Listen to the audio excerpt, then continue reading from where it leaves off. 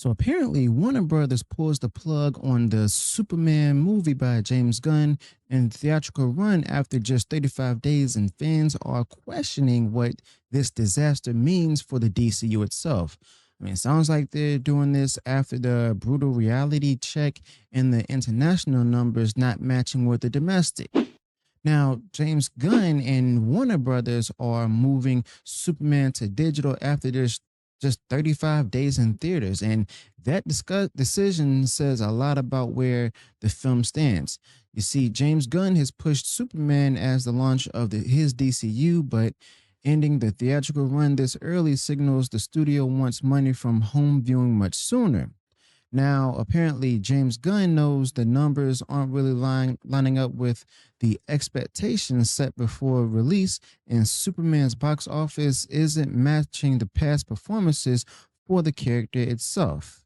Now, James Gunn can frame it however he wants, but the move to digital this fast actually tells the real story.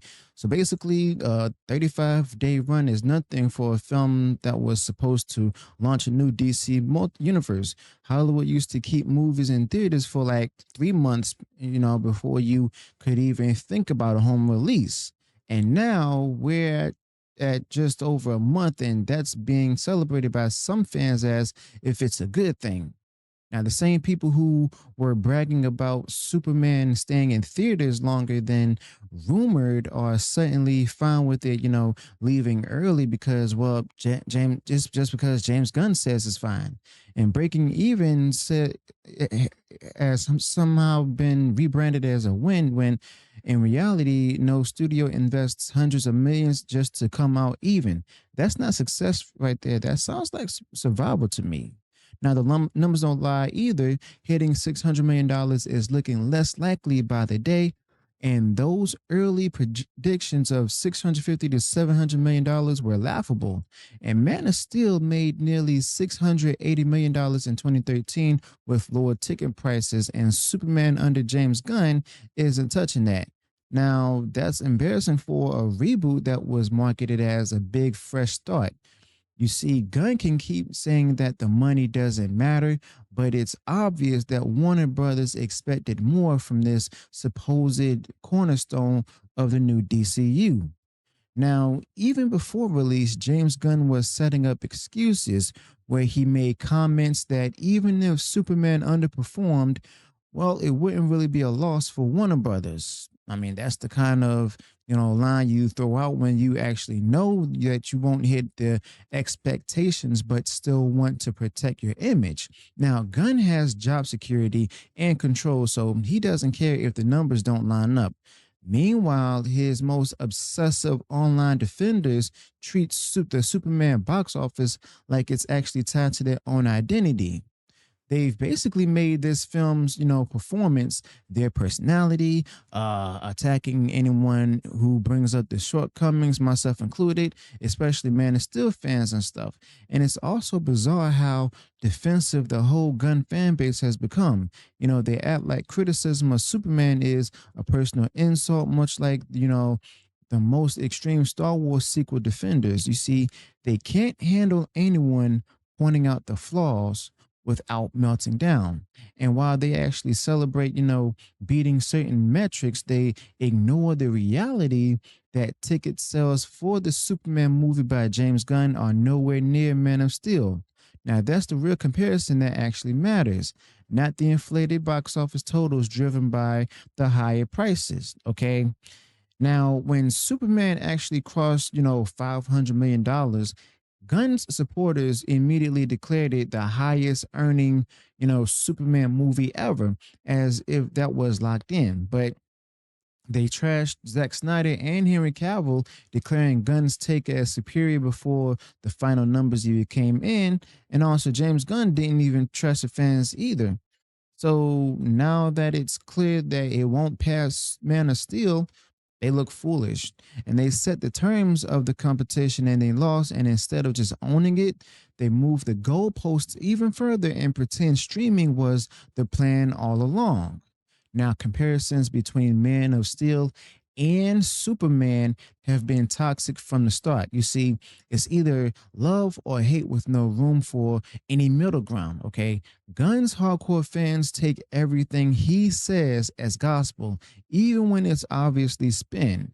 Now, when asked if the movie needed $650 million dollars to break even, Gunn flatly denied it, and his supporters treated that as fact, as if, studios never lie. But the truth is, if Superman was a hit, well, it wouldn't be rushing to PVOD in barely a month. Now, honestly, I did like the DCEU from Zack Snyder, from Man of Steel upwards to his version of, the Justice League. And for me, that's where the Snyderverse stopped. But I don't like all of his films and stuff. I don't defend everything because, granted, I love, Man of Steel, but I just hated the aspect of that movie where, you know, Superman is portrayed as a god. That's my only problem with it and stuff, as well as the fact that, among other things, but that's here or there. But other than that, I mean, the basically the crowd that's propping up James Gunn's Superman and stuff isn't the long time DC fan base. Is some of them are the MCU holdovers who want to turn DC into a copy of Marvel. Now they've wanted Disney style DC films for years, and now they think that they're finally getting this pitch right here. Now, gun style works for obscure characters nobody knows, but applying it to Superman waters down the world's most iconic hero. Now, DC has always been chasing Marvel for years instead of just playing to its own strengths, and Superman shows that they still haven't learned that particular lesson. Now, Superman should have actually been a grand slam, basically, but instead it's just a movie where Superman shares the stage with too many other characters, just basically diluting his presence in what should have been his defining comeback. Now, there's no, massive excitement for a follow up, no cultural momentum, no feeling that, this was the launch of something big. At best, it's a movie that some people liked and others just shrugged at. I mean, that's not the reaction you want when rebooting the most famous superhero in history. I mean, honestly, but Warner Brothers has been in panic mode since Batman versus Superman, and they fast tracked Justice League as well instead of just simply, building individual character arcs and stuff just like Marvel did with the Avengers. Now, that led to a rushed universe with no foundation. And when the Snyder Whedon mess hit, well, they blew it all up. Aquaman 2 and The Flash flopped because no one cared about the old universe. Same thing with Wonder Woman in 84. And now Superman was supposed to be the reset button. And James Gunn didn't deliver the hit that they needed. Okay. Now, the new DCU plan includes a Lanterns series with Hal Jordan and John Stewart, but Gunn has already hinted that John Stewart is his favorite, which almost guarantees that Hal will be killed off quickly. Now, that's the kind of decision that actually alienates the fans before the show even airs. Now, Gunn is also likely to push Wonder Woman as homosexual, pulling from obscure alternate universe stories as justification. He cherry picks whatever fits his preferences, regardless of whether it's the right movie for the wider audience. Okay. But look at what he's doing with Batman. Gunn's starting point is Damian Wayne, okay, skipping over Dick Grayson, Jason Todd, Tim Drake, even Barbara Gordon's Oracle arc, and years of iconic storytelling. I mean, that right there, that's just decades of rich material tossed aside so he can just go ahead and jump to his favorite Robin. But either he's going to go ahead and pretend that all those characters already exist without backstory, or he's going to rewrite history entirely. Both options are a massive insult to the legacy of the Batman story itself. Now, Gunn's ego drives these decisions. His claim to fame is Guardians of the Galaxy, where he could reinvent lesser known characters without much pushback. I mean, that doesn't work when you're actually handling Superman or Batman, where, fans know the lore inside and out. Now, arrogance isn't automatically bad. Plenty of greats have done it, but James Gunn hasn't earned the right to bulldoze, decades of established canon. You see, he's not Donald Trump. He's just a Hollywood director who thinks he's basically untouchable. Now, the arrogance even shows, in the pay structure as well. You see, David Corn sweat the new Superman actually made $800,000. Nicholas Holt playing Lex Luthor poured in around $2 million. James Gunn paid himself $15 million, and that actually says everything about his priorities. Now, if he's willing to sideline Superman's actor like that in his debut film, well, what does that say about how he'll treat other major characters going forward? All right. But just look at his take on Jor-El for a preview of what's actually going to be coming. That says a lot.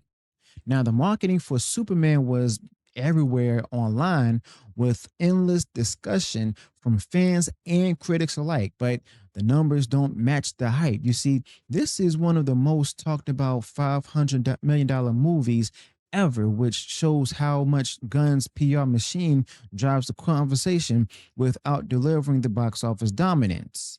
Now, with the early PVOD release, they try to spin this as part of the strategy, but in reality, it's a scramble to claw back revenue.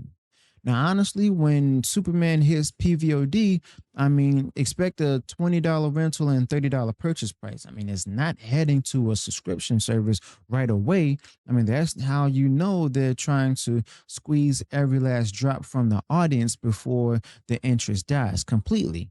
Now, if the film was dominating, they wouldn't be doing this so soon. International numbers might go ahead and trickle in, but nothing is going to push it into the true blockbuster territory. Okay. So, yeah, this version of James Gunn's Superman was actually supposed to be the statement piece for the new DCU, but instead it's exposed the cracks in Gunn's vision. Now, cutting the theatrical run short, missing box office targets, alienating part of the fan base, and making questionable creative choices isn't the launch you want. But for all the hype, I mean, this Superman hasn't proven that it can, carry the weight of the future DCU. And unless James Gunn changes course, the cracks are only going to get wider. So let me know your thoughts about this in the comments below. Be sure to smash the like button if you enjoyed with sharing the video about the James Gunn Superman. Also, subscribe to the channel. Turn on that bell for future uploads notification.